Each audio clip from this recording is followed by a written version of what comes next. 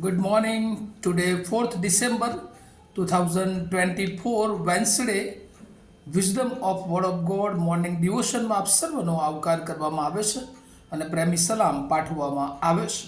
આજે આપણે નીતિવચનોના પુસ્તકમાંથી એનો 11મો અધ્યાય અને એની 13મી કલમ ઉપર પ્રભુનું વચન જોવા માગીએ છીએ અને ત્યાં આ પ્રમાણે વચન લખવામાં આવ્યું છે. પ્રોવર્બ્સ ચેપ્ટર 11 વર્સ 13. ઠેકાણે ઠેકાણે ફરીને ચાડી કરનાર માણસ છાના અથવા છાની વાતોને ઉઘાડી કરે છે, પણ વિશ્વાસુ મનનો માણસ એવી વાત છાની રાખે છે.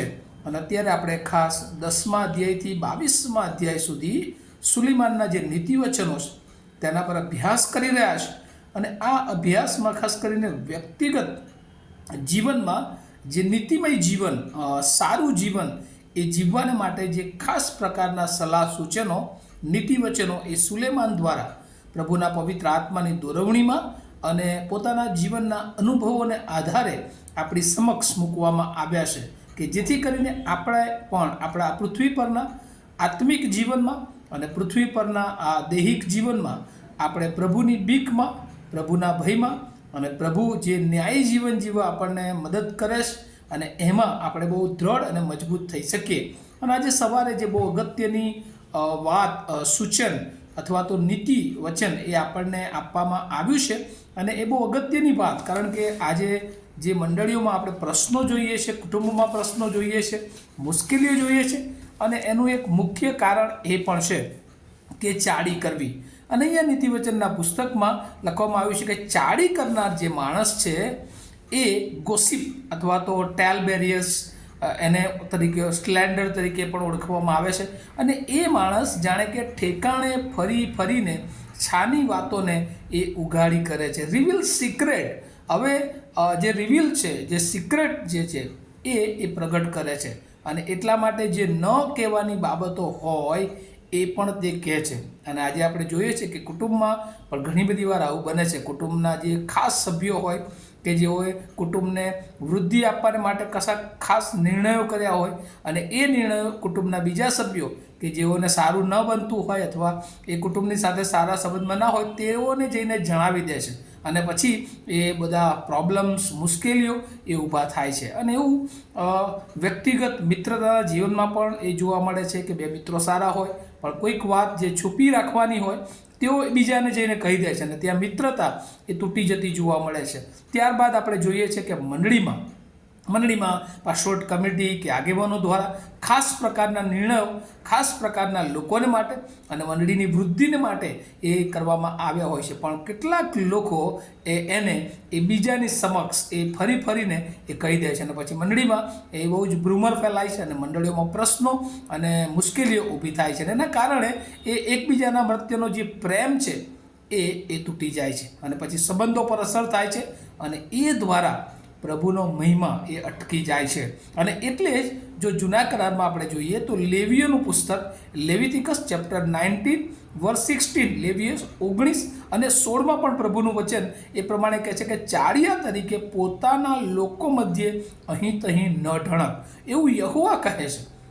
દેવ પોતે એ નિયમ, એ વચન આપે છે કે ભાઈ ચાડિયા તરીકે, સ્લેન્ડર તરીકે, ગોસિપર તરીકે, ટેલબેરિયર્સ તરીકે તું અહીં થઈ ન ફરીશ અને જે વાતો એ બીજાને ન કહેવાની છે, સિક્રેટ રાખવાની છે, એ અહીં થઈ ફરીને તું એ ના કહીશ.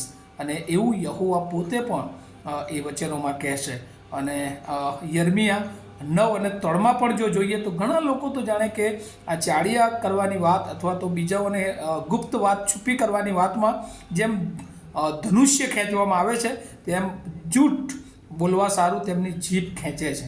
અને એટલે જે ખરેખર બીજાઓને કહેવાનું નથી એ તો કહે છે પણ એમાં એડ કરે છે, એમાં ઉમેરો કરે છે અને પછી જાણે કે વધારે એ પ્રોબ્લેમ અને મુશ્કેલીઓ સર્જવાને માટે કહે છે. અને અહીંયા તો બહુ ગજબ, યર્મિયા 9મો અધ્યાયની 3જી કલમ, દે make ready there tongue like બો, એક ધનુષનું બાણ ખેંચવામાં આવે અને એવી રીતે એ જુઠ્ઠું બોલવા માટે પોતાની જીભ ખેંચે છે. એટલે વધુ ને વધુ એને લોકોની આગળ એ પ્રગટ કરે છે અને એ ઈશ્વર ના પાડે છે. અને આ મૂર્ખ માણસની નિશાની છે. આ ચાડી કરનાર એ એકવાર તો એવું લાગે છે તે પરાક્રમી અથવા તો બહુ સફળ થઈ ગયો છે, પણ એ સત્યને સારું કદી એ સફળ થતા નથી ને એક દિવસ તેઓ પોતે જ પણ ફસાઈ જાય છે અને પોતાના જીવનને એ મુશ્કેલીમાં મૂકે છે. અને બીજી તરફ વિશ્વાસી મનનો માણસ, ટ્રસ્ટવર્ધી મેન, જે વાતને ગુપ્ત રાખે છે, જેને જાણવાની છે એના સિવાય બહુ બીજા કોઈની આગળ એ વાત પ્રગટ કરતો નથી. The thing covered. અને એટલા માટે એ પોતાના જીવનને અને પોતાના જીવન દ્વારા એ બીજાઓને આશીર્વાદિત કરે છે. અને આજે સવારે પ્રભુ આપણને પણ કહે છે, શું આપણે બીજાની ગુપ્ત વાતોને છુપી કરનાર તરીકે આપણા જીવનને મૂકીએ છીએ? અને જો મૂકીએ છીએ તો આજે જ પ્રભુ આપણને ના પાડે છે, કારણ કે એનું પરિણામ પણ સારું આવતું નથી.